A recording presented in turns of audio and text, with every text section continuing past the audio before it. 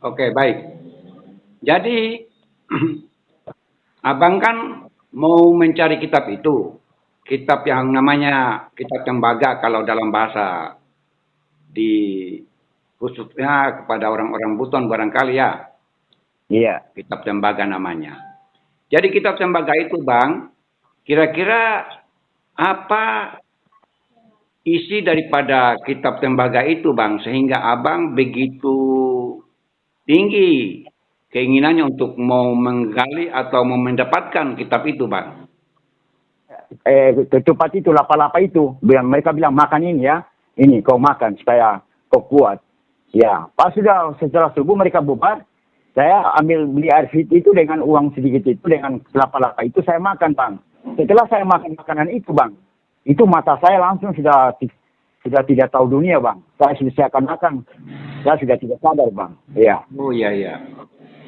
Jadi begitu, Bang. Tapi setelah saya tidak sadar itu, mereka suruh saya pulang ke rumah. Ya saya pulang itu ya, saya sudah ribut. Saya sudah ribut, sudah tidak sama dengan orang lain. Saya sudah, ya namanya sudah kemasukan, Bang.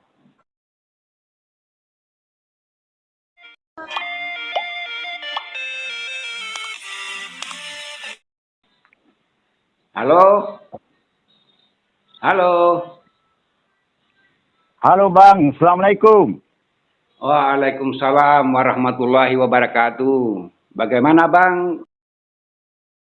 Kabarnya di sana, Bang? Di Papua, Bang? Alhamdulillah, syukurillah. Jayapura Papua dalam keadaan aman dan cerah. Sesuai dengan kehendak Allah Subhanahu wa Ta'ala. Oke, Bang. Kali ini, Bang, kita akan membahas tentang perjalanan orang-orang spiritual yang mencari Tuhan dengan sepenuh hati. Jadi Bang, barangkali pembahasan ini kita bisa kaitkan dengan apa yang Abang alami beberapa tahun yang lalu, yang dimana ketika Abang mengalami sedikit perjalanan yang kalau dibilang oleh masyarakat banyak gangguan jiwa lah begitu Bang. Yang mau ditanyakan adalah kenapa sehingga Abang mengalami hal seperti itu Bang, ketika Abang sedang berada di Bau-Bau, Sulawesi Tenggara. Saat itu saya sendiri di sini di Bau-Bau sedikit merasa tidak nyaman jujur saja Bang, dengan adanya yang Abang alami. Sehingga saat itu sempat menghebohkan kota Bau-Bau dengan adanya apa yang Abang alami di Bau-Bau. Jadi Bang, coba dijelaskan kenapa sehingga Abang mengalami hal seperti itu Bang. Silakan. Iya, terima kasih atas kesempatan yang diberikan kepada saya untuk mengulas tentang perjalanan pribadi saya untuk menjalani proses ilmu marifat. Jadi saya ini Bang, dari Jayapura, saya memang sudah jalan perintah-perintah Allah dari syariat, hakikat, saya sudah belajar. Tapi pada waktu itu, saya disuruh pulang ke Bau-Bau karena ada pesanan bahwa ada kitab yang mau dikasih sama saya. Ya, kitab itu katanya kitab rahasia, kitab Buton, namanya kitab Tembaga. Jadi pas saya turun itu Bang, saya ketemu dengan mereka. Saya pikir kitab itu kitab yang akan menyesatkan saya. Karena dari Jayapura itu saya sudah belajar tentang ilmu syariat. Saya belajar tentang bagaimana belajar Al-Quran, beli lagi hadis. Supaya saya dalam arti ini saya kepingin mendekatkan diri sama Allah Subhanahu Wa Taala. Nah, terus saya diajak, karena diajak itu saya bertemu dengan orang yang nelpon saya itu, dia suruh saya turun. Nah, sehingga saya turun. Sampai di sana di Buton itu saya bertemu dengan mereka, Bang. Jadi mereka itu pada waktu itu saya datang itu mereka lagi bikin-bikin rumah. Mereka toki-toki. Terus saya datang. Terus saya bilang, ini Bang ini ya? Dia bilang, iya benar. Saya dengar abang mau kasih saya kitab. Ya, kitab untuk bagaimana saya bisa mengenal Tuhan. Itu katanya di Buton itu namanya kitab tembaga. Di bawah-bawah itu. Iya. Jadi proses itu, ya saya memang dikasih kitab. Ya, dikasih kitab itu katanya ya kau belajar kitab ini karena kau sudah bagus di syariat sehingga kau bisa pelajari kitab ini. Jadi pas saya belajar kitab itu, saya sudah dikasih kitab itu, saya fotokopi, saya mau kembali ke Jayapura. Itu dia sementara kapal saya tunggu untuk kembali ke Jayapura, itu saya sempat baca-baca kitab itu. Nah, ada 3 buah kitab itu, mereka fotokopi untuk saya. Jadi saya baca kitab itu, saya langsung malam itu juga pas saya baca kitab yang warna merah itu, sampul merah itu, langsung pada waktu itu saya langsung ingatan, Bang. Saya hilang ingatan, Bang. Jadi saya pas jam 12 malam, saya lompat dari rumah yang paman saya tinggal itu, saya lompat dengan cuma pakai celana kolor saja turun. Nah, setelah saya turun, Bang, saya hari itu dengan pemandangan, dengan perjalanan yang saya tidak tahu. Mereka ajak saya ke pasar gaib. Di pasar gaib itu, pasarnya itu jam 1 malam, Bang. Ya. Iya. Jadi saya pada waktu itu menyelusuri pasar itu. Mereka kasih tahu saya bahwa kau dari mana? Iya. Ya, saya juga sudah masuk di alam lain, Bang. Saya bertanya bahwa saya di sini, saya mau cari saya punya bapak. Saya mau cari mama saya. Sebentar saya potong. Ini yang ajak abang orang biasa atau orang yang seperti apa? Manusia-manusia seperti apa yang mengajak abang untuk bisa berkomunikasi seperti itu, Bang? Oh, pada waktu itu saya cuma dibisikin saja. Iya, dia dibisikin, tidak ada orangnya. Cuma bisikan bahwa kamu keluar dari situ, lompat dari rumah itu. Pada waktu itu saya tinggal di paman punya rumahnya 2 lantai. Jadi saya lompat dari atas itu, turun lantai, langsung saya lompat. Langsung saya pergi ke tempat itu. Ternyata di situ ramai sekali pasarnya. Saya pikir itu pasar biasa. Ternyata pasar orang-orang gaib. Ya, di dunia gaib. Nah, jadi pada waktu itu, saya berbicara, saya sudah masuk di alam lain. Saya tanya bapak saya, apakah kalian lihat bapak saya di sini? Bapak saya namanya ini, ibu saya namanya ini. Katanya mereka bilang, mereka ada di sini. Tapi di tempat pasar itu mereka tidak tahu. Terus mereka bilang, kenapa kok tidak cuma pakai celana kolor? Saya bilang, saya tidak tahu juga. Iya. Nah, mereka kasih nanti katanya kamu pakai plastik aja biar tidak kelihatan kau punya itu. Jadi saya tutup dikasih karung biasa itu di gaib itu. Terus saya disuruh kerja bersihkan itu sampah-sampah itu. Nah, saya bersihkan sampah-sampah, saya masukkan itu sampah-sampah kotoran semua saya kasih bersih. Nah, tiba-tiba itu sudah subuh, Bang. Ya. Sudah subuh itu, Bang, pasarnya sudah mau bubar. Pas dengar azan subuh, mereka mau bubar, Bang.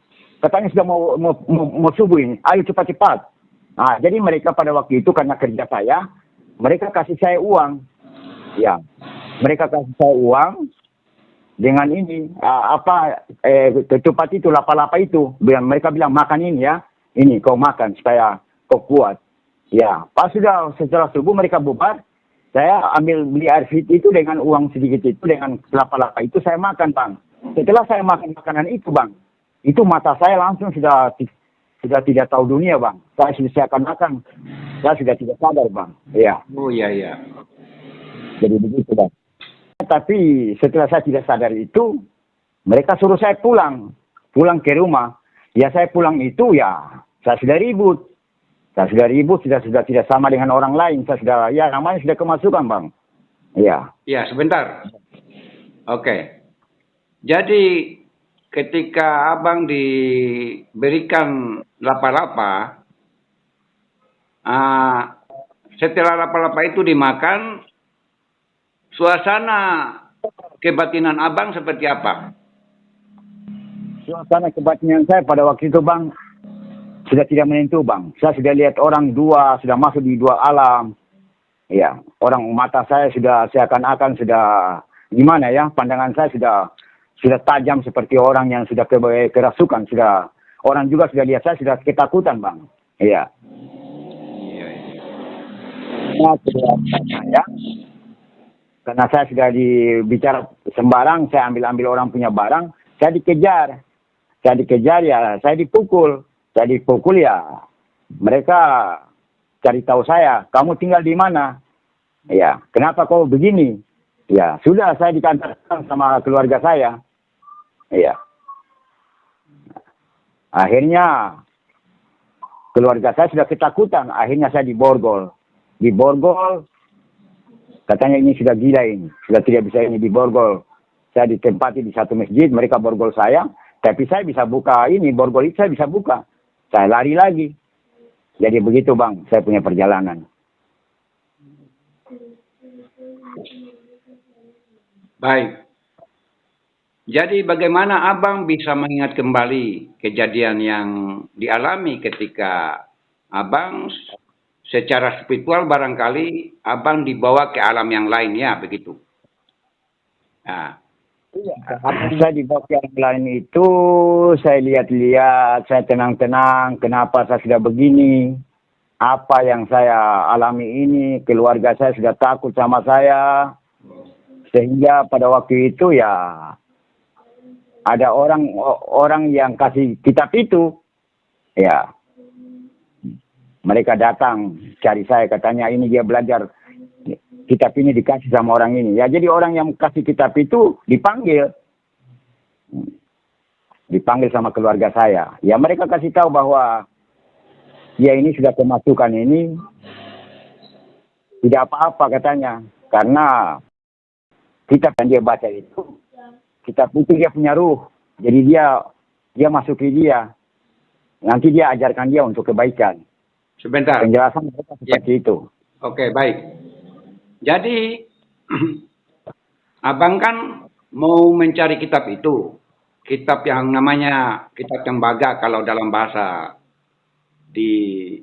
khususnya kepada orang-orang Buton barangkali ya. Iya. Kitab tembaga namanya. Jadi kitab tembaga itu, Bang, kira-kira apa isi daripada kitab tembaga itu, Bang, sehingga abang begitu tinggi keinginannya untuk mau menggali atau mau mendapatkan kitab itu, Bang? Bang begini, ceritanya itu orang yang kasih saya itu dia seorang waliullah, Bang. Ya. Nah, jadi saya pikir saya juga kepingin jadi seorang waliullah. Iya. Iya, iya. Ya. Karena saya senang sekali untuk mau jalan ibadah. Saya pikir, ya makanya saya dikasih ilmu itu. Ya, saya kepingin jadi seorang waliullah, Bang. Itu tujuan saya. Apapun resikonya saya akan jalani. Mati pun saya kepingin. Iya. Walaupun apapun resikonya. Jadi pada waktu itu seperti itu pikiran saya, Bang.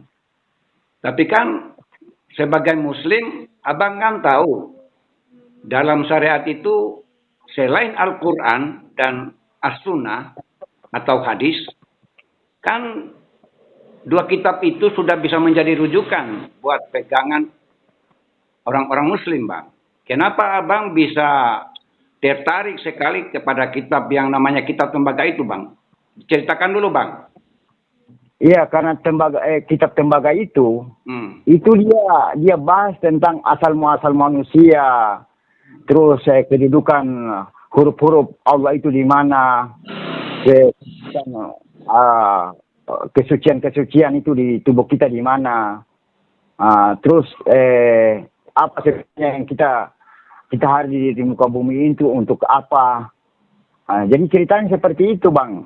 Makanya pada waktu itu saya dikasih, setelah saya sadar, ya saya dikasih amalan itu tentang zikir itu, zikir yang ada dalam kitab itu, yang sempat saya baca. Ya. Nah, itu yang saya amalkan. Katanya kalau dengan zikir-zikir ini besok-besok kau bisa jadi orang benar. Ya.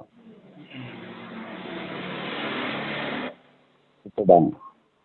Berarti Bang, kitab yang dikatakan kitab tembaga itu seperti yang pernah Abang bahas melalui pembahasan video-video yang Abang ceritakan di video yang lalu barangkali Bang ya. Tentang Iya, betul. Al-Quran itu berjumlah 30 juz. Al-Quran itu 30 juz. 30 juz. Ya, 6.666 ayat, 114 surat. Sedangkan menurut pemahaman orang-orang spiritual, orang pencari, kitab itu ada dua. Barangkali begitu Bang. Ada yang 30 juz, ada yang 10 juz. Yang dikejar dalam hal ini adalah yang 10 juz. Yang dikatakan itu tidak dicantumkan barangkali Bang ya, yang 10 juz itu. Dengan adanya yang 10 juz ini barangkali Abang yang Abang cari, mungkin yang ada dalam kitab tembaga itu barangkali Bang. Iya, benar. Dalam kitab tembaga itu semua dijelaskan bahwa Muhammad itu kenapa dia bisa menjadi seorang yang bisa dikenal di muka bumi ini. Jadi semua diberitahu di situ. Sifat-sifat Muhammad bagaimana terhadap alam semesta ini, terhadap orang tua bagaimana, dengan orang yang lain agama bagaimana. Intinya di kitab-kitab tembaga itu namanya saja ilmu al-hayat, ilmu keabadian. Jadi semua yang ada di muka bumi ini, siapa saja, mau agama apapun, itu saudara kita. Jadi kita harus memperlakukan mereka seperti diri kita sendiri. Di situ saya, ternyata begini rahasianya. Kita tidak boleh saling menyakiti. Kita tidak boleh kita lahir dari rasa, sehingga kita ini harus tidak bisa berbangga diri, atau kita tidak boleh sombong. Kita harus jalan sesuai dengan kehendak Allah, begitu Bang. Ya. Oke. Di samping isi kandungan di dalam kitab yang namanya kitab tembaga itu, yang disebut mengandung 10 juz nilai-nilai kehidupan. Apa manfaat daripada kitab itu Bang? Kitab yang dimaksud di sini adalah kitab yang 10 juz yang Abang kejar itu. Sehingga Abang bisa mengalami gangguan kejiwaan ketika itu Bang. Apa isi kandungan daripada kitab yang 10 juz itu? Kitab ini kan kitab rahasia Bang. Ya. Pada waktu itu saya masih belajar istinja itu, istinjanya istinja syariat. Tata caranya saya belum tahu. Ya, makanya saya masuk saja karena saya pikir ilmu ini luar biasa. Ya, karena teman saya itu yang memberikan saya kitab itu, dia kun fayakun Bang. Dia bicara apa saja terjadi Bang. Makanya saya pada waktu itu saya tertarik. Wah, ini padahal harus ada ilmu di dalam Islam ini lebih menarik. Ya. Iya. Apa saja dia bicara, dia lihat orang di sana nanti terjadi apa-apa. Bahkan ini sedia tahu. Saya ada bikin apa di Jayapura, dia tahu Bang. Makanya di situ saya bilang, wah ini boleh. Ini tantangan saya. Ini yang bagus ini. Ya, di samping kita jalani syariat, kita ilmu kenabian. Saya pikir ini seperti itu. Ternyata benar kitab tembaga itu adalah ilmu para raja, ilmu para nabi yang dimaksudkan situ. Sehingga siapa-siapa yang bisa masuk dalam ilmu itu, insya Allah dia akan menjadi orang baik. Dia akan, pokoknya dia di muka bumi ini, dia bukan siapa-siapa lah. Tapi dia sering menyebarkan kasih sayang, Bang. Iya. Jadi itu yang saya sangat tertarik dengan ilmu marifat itu. Sekarang yang dibahas katanya ilmu marifat, ternyata memang benar. Makanya saya pada waktu itu setelah saya belajar itu, saya macam dapat spirit untuk harus ibadah lebih kencang lagi. Syariat-syariat saya jalani, apa-apa saya jalani sampai suatu waktu saya kemasukan lagi, Bang. Ya, jadi 2 kali saya kemasukan, Bang. Ya. Iya, baik. Saya kemasukan itu yang abang lihat saya kemasukan itu sudah kemasukan kedua, Bang. Ya. Iya. Yang saya sempat bikin heboh di bawah-bawah. Saya bawa buku neraka, bahwa ini buku neraka yang pernah masih kita kecil ini ada buku neraka ini. Jadi sementara saya khotbah, saya sudah kemasukan lagi, Bang, waktu saya pulang kedua kali itu. Ya, jadi ya saya juga tidak menyangka bahwa ternyata ilmu ini sangat berat, Bang. Ya, karena zikir-zikirnya saja itu sangat berat, Bang. Jadi barang-barang ini terbuka di dalam untuk itu zikir-zikirnya itu, Bang. Karena itu zikir asal. Sehingga Allah nanti setelah kita zikir-zikir banyak-banyak, itu saya pernah zikir sampai 2 tahun itu baru saya mulai jalan, Bang. Saya sudah jalan macam di atas air, jalan sudah tidak tanah. Jadi nanti proses itu seperti itu, Bang. Ya. Jadi saya bersyukur sama Allah Subhanahu wa taala saya bisa selesaikan perjalanan ini. Walaupun itu saya hadapi dengan rintangan, keluarga mereka tidak suka saya, kasih masuk saya di rumah sakit jiwa, dibilang gila. Ya, saya mau bikin bagaimana, Bang? Tujuan saya cuma satu, bahwa saya ingin menjadi orang yang baik. Hanya itu saja, Bang. Oke. Jadi, di dalam isi kitab yang 10 juz itu, Bang, barangkali di dalam kitab itu, Abang bisa menjelaskan bahwa manfaat daripada kitab yang 10 juz itu, bagaimana hubungan manusia dengan manusia lain, dan hubungan manusia dengan penciptanya, Bang. Barangkali di dalam kitab itu, sebagai Abang yang mengalami, yang menjalani proses itu, bisa dijelaskan, Bang, tentang hubungan manusia sesama manusia di muka bumi, sebagai makhluk Tuhan, sebagai makhluk yang diciptakan oleh Allah Subhanahu wa ta'ala, dengan hubungan manusia dengan Tuhannya, Bang. Barangkali dijelaskan, Bang, di dalam kitab yang 10 juz itu, Bang. Jadi kitab 10 juz ini adalah kitab rahasia. Bagaimana kita itu bisa menjadi kekasih Allah. Jadi kitab itu nanti setelah kita selesai itu kita ditunjuk, Bang. Ya, dikasih istinja yang benar. Mereka sendiri kasih bahwa kau harus baca ini sebelum ini kau mandi atau kau bersihkan, kau buang air, kau taruh air, kau punya kotoran di sini biar kau tidak dituntut sama bumi.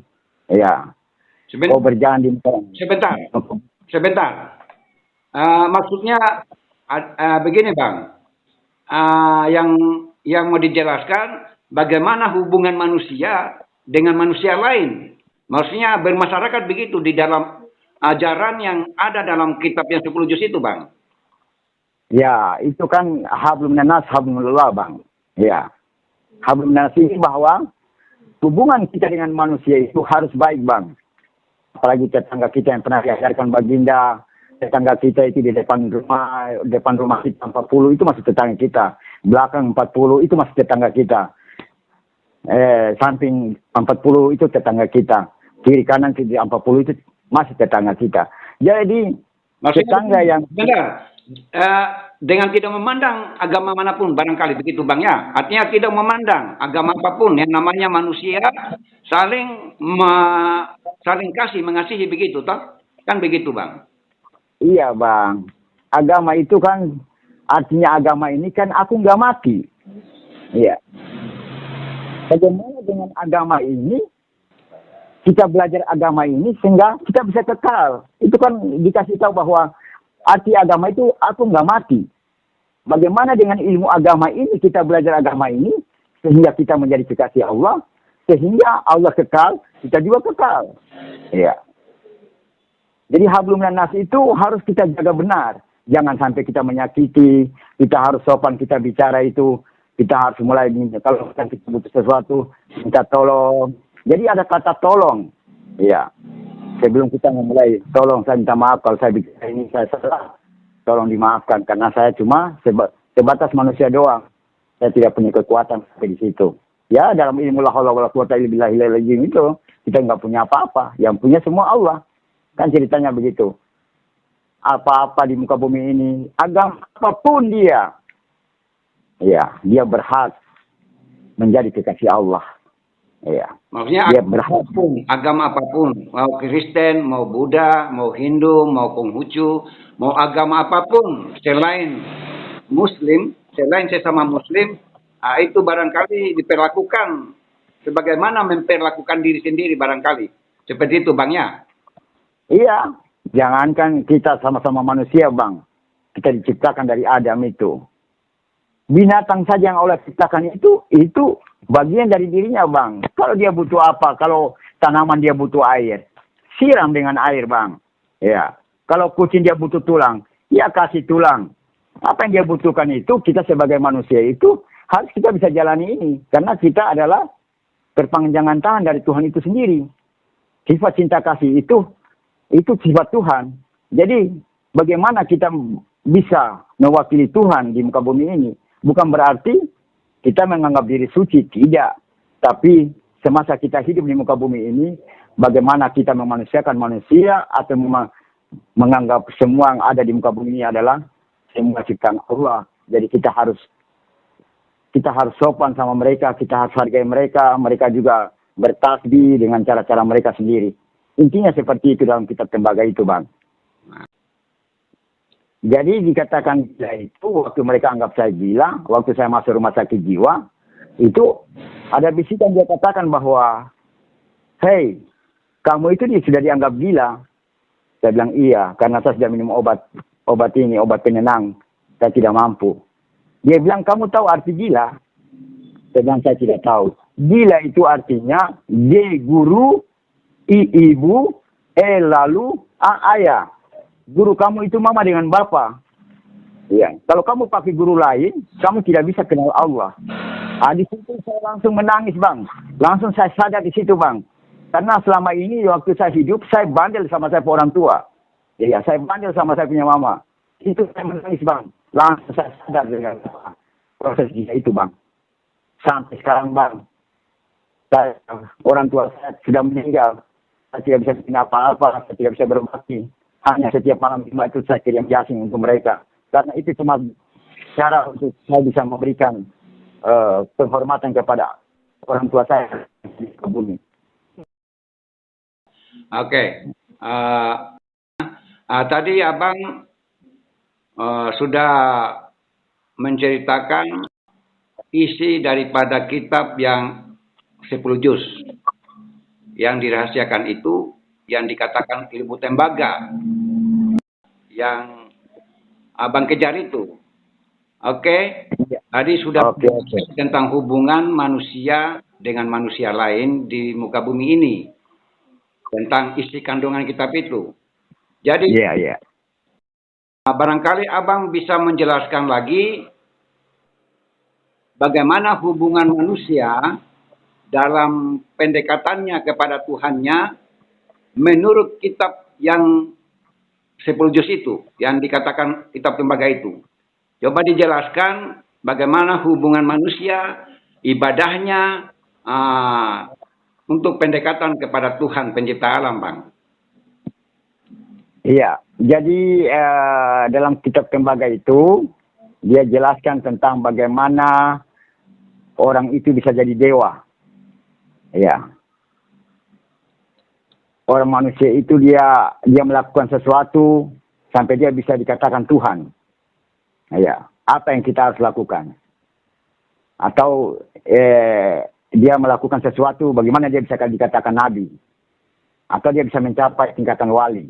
Jadi dalam kitab ini ilmu yang dia kasih di dalam kitab tembaga itu diberikan, dikasih. Bahwa kau harus lakukan ini sampai Satukan syariat, karena syariat itu Nabi Muhammad itu kan dia juga dapat kitab ini sebenarnya. Iya. Bahkan kitab ini sampai dulu waktu saya belajar itu Nabi Muhammad pernah ditawarin, kau kasih tinggal itu agama pelajaran yang kau bawa itu, agama yang kau bawa itu, saya akan berikan kamu apa yang kamu mau. Kamu bilang harta, akan kami berikan harta. Iya. Kamu mau wanita, akan kami berikan wanita yang tercantik. Iya. Kamu mau jabatan, kami akan memberikan kamu menjadi raja. Apapun yang kamu mau, kita akan sediakan. Waktu penawaran itu. Tapi apa kata Muhammad? Seandainya agama ini atau ilmu ini, atau agama ini, ajaran ini yang saya bawa ini, seandainya kalian meletakkan matahari di tangan kanan saya, bulan di tangan kiri saya tidak akan meninggalkan ajaran ini atau agama ini. Itu jadi rujukannya itu, Bang. Ya. Jadi Nabi Muhammad itu dia menjalani kitab itu, Bang. Kitab keabadian itu. Yang sekarang dikenal kitab tembaga itu dikatakan kitab Al-Hayat itu. Kitab kekekalan atau kitab keabadian. Jadi bagaimana kita beribadah sehingga intinya yang kita cari itu adalah cahaya, Bang. Ya, kita jadi manusia cahaya.